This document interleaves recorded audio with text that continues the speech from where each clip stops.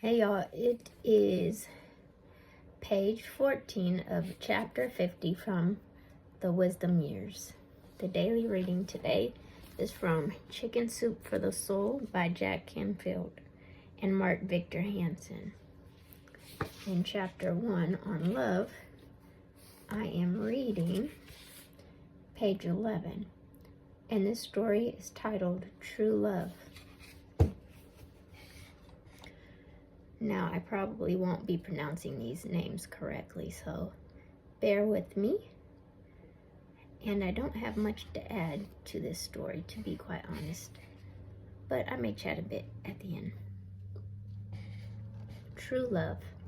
Moses Mendelssohn, the grandfather of the well-known German composer, was far from being handsome. Along with a rather short stature, he had a grotesque hunchback. One day he visited a merchant in Hamburg who had a lovely daughter named Ch.50. Moses fell hopelessly in love with her, but Ch.50 was repulsed by his misshapen appearance. When it came time for him to leave, Moses gathered his courage and climbed the stairs to her room to take one last opportunity to speak with her. She was a vision of heavenly beauty, but caused him deep sadness by her refusal to look at him. After several attempts at conversation, Moses shyly asked, "Do you believe marriages are made in heaven?" "Yes," she answered, still looking at the floor. "And do you?" "Yes, I do," he replied.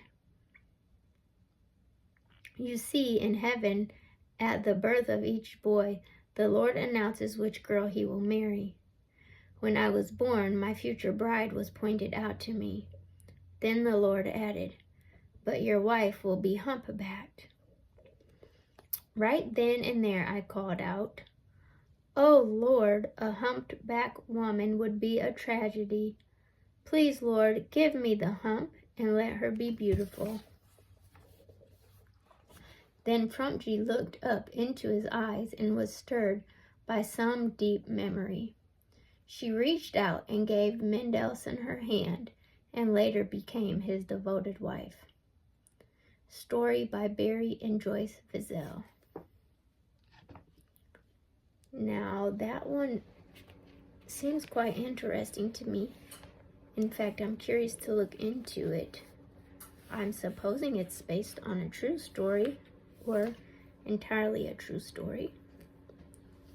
So it's prompted me to do a bit of research to find out.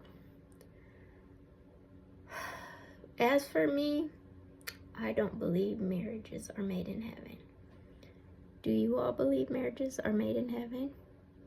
There are very many different viewpoints on that, even in the scriptures. So, that being said, I didn't have much to say on that story. I hope you enjoyed it. I will probably read a few more out of this book